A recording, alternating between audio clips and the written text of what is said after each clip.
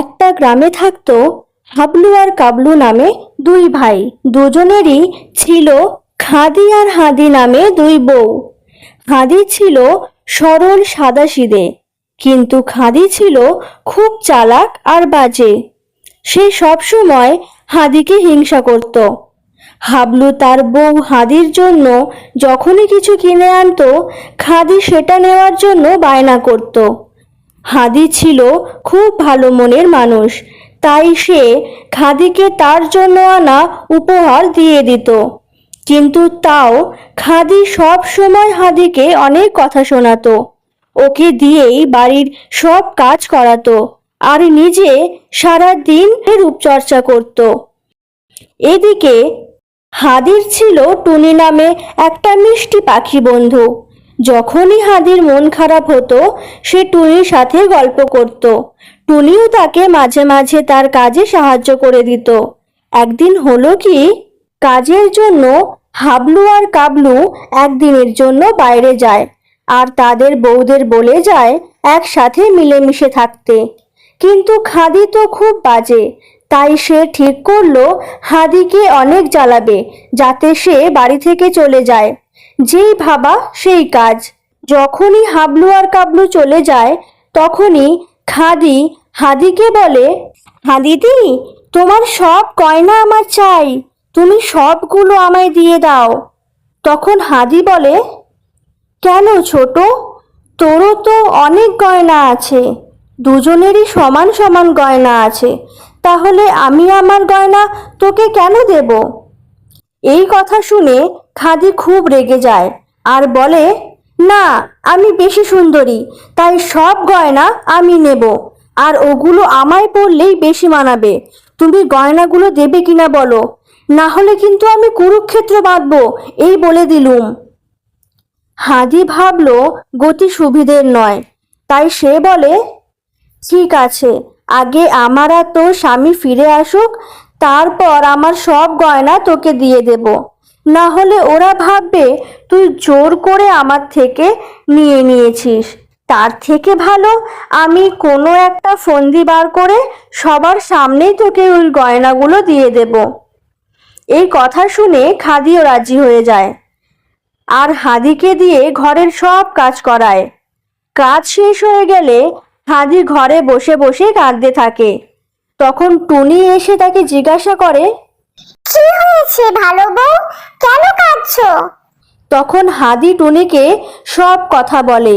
সব শুনে টুনি একটা ফন্দি বার করে আর হাদিকে বলে, শোনো ভালো বউ, আমি একটা বুদ্ধি দিচ্ছি। আমি জানি ওই কুচুটে বউটা গয়নার লোভ এত তাড়াতাড়ি ছাড়তে পারবে না। ও নিশ্চয়ই আজ রাতে তোমার কাছে আবার আসবে গয়না চাইতে। তখন তুমি ওকে সব গয়না দিয়ে দেবে আর ঘর থেকে চলে যাবে। আর কালকে যখন তোমার বর ফিরে আসবে, তখন তাকে সব কথা খুলে বলবে। এই কথা শুনে হাদি রাজি হয়ে যায়। রাতের বেলা যখন হাদি কাজ শেষ করে ঘরে এসে বসেছে, তখন খাদি এসে তাকে আবার গয়নাগুলো দিতে বলে আর অনেক বাজে কথা শোনাতে থাকে। এই শুনে হাদি টুনির পরিকল্পনা মতো কাজ করে আর খাদিকে সব গয়না দিয়ে কাঁদতে কাঁদতে ঘর থেকে চলে যায়। তখন খাদি ভাবে, ভালোই হয়েছে, আপদ বিদায় হয়েছে। কালকে ওরা যখন ফিরে আসবে, তখন ওদেরকে বলবো হাদিদি আমার সাথে ঝগড়া করে বাড়ি থেকে চলে গেছে। এদিকে সকাল হতে হাবলু আর কাবলু বাড়ি ফিরে এসে হাদিকে দেখতে না পেয়ে খাদিকে জিজ্ঞাসা করে হাদি কোথায়। তখন সে দুষ্টু ফন্দি ভাজে আর বলে, দিদি তো আমার সাথে ঝগড়া করে বাড়ি থেকে চলে গেছে। দিদি বলেছে তোমরা খুব গরিব আর সে এভাবে থাকতে পারছে না, তার নাকি অনেক টাকা লাগবে আর অনেক সোনার গয়না লাগবে। আমি দিদিকে বলেছিলাম আমার সব গয়নাগুলো নিয়ে নিতে, কিন্তু দিদি বলল ওগুলো নাকি খাদ মেশানো গয়না, তাই সব গয়না আমাকে দিয়ে চলে গেছে আর বলেছে সে অন্য কোনো বড়লোক ছেলের সাথে বিয়ে করবে। এই কথা শুনে হাবলুর মাথায় রাগ উঠে যায় আর মনে মনে ভাবে সে আর কখনোই হাদির মুখ দেখবে না। এই সব কিছুই টুনি দূর থেকে দেখছিল। টুনি ভাবলো এটাই সময় হাদিকে বাড়ি ফিরিয়ে আনার। এই ভেবে টুনি হাদির কাছে যায় আর তাকে বলে, যাও ভালো বউ, তুমি বাড়ি ফিরে যাও। তোমার বর বাড়ি ফিরে এসেছে, তাকে গিয়ে সব সত্যি কথা বলো। টুনির কথা মতো হাদি বাড়ি ফিরে যায়, কিন্তু সে দেখে তার বর ভীষণ রেগে আছে আর সে হাদির মুখও দেখতে চায় না। হাদি অনেক বোঝানোর চেষ্টা করে হাবলুকে, কিন্তু হাবলু কিছুতেই কিছু শুনতে চায় না। তখন টুনি এসে বলে, ভালো বউয়ের কোনো দোষ নেই, সব দোষ ওই কুচুটে বউটার। তোমরা যখন কাজে চলে যাও তখন ও ভালো বউকে দিয়ে বাড়ির সব কাজ করায় আর নিজে রূপচর্চা করে। ভালো বউকে অনেক অকথা কুকথা বলে, ভালো বউয়ের সব জিনিস নিয়ে নেয়। ভালো বউ খুব সাদাসিধে, তাই ও তোমাদের কিচ্ছু জানায় না। আর কালকে ওই কুচুটে বউটা ভালো বউয়ের থেকে তার সব গয়না চায়, কিন্তু ভালো বউ দিতে রাজি না হওয়ায় তাকে অনেক খারাপ কথা শোনায়। তাই কষ্টে ভালো বউ ওকে সব গয়না দিয়ে বাড়ি ছেড়ে চলে যায়। টুনির এই কথা শুনে হাবলু নিজের ভুল বুঝতে পারে। সে হাদির কাছে ক্ষমা চায়। এদিকে কাবলু রেগে গিয়ে হাদিকে বাড়ি থেকে চলে যেতে বলে, কারণ তার বউয়ের কাণ্ডকলাপে সে অনেক কষ্ট পেয়েছিল।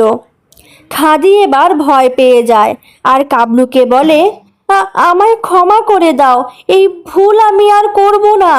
এবার থেকে আমি দিদির সাথে একসাথে মিলেমিশে থাকব, বাড়ির সব কাজ আমিই করব, দয়া করে আমাকে তাড়িয়ে দিও না।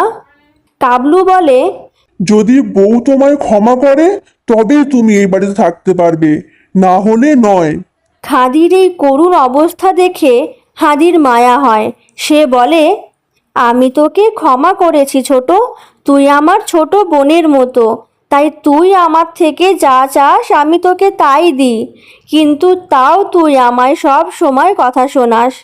আমি তো সব সময় চেয়েছি তোকে নিয়ে একসাথে ভালোভাবে থাকতে।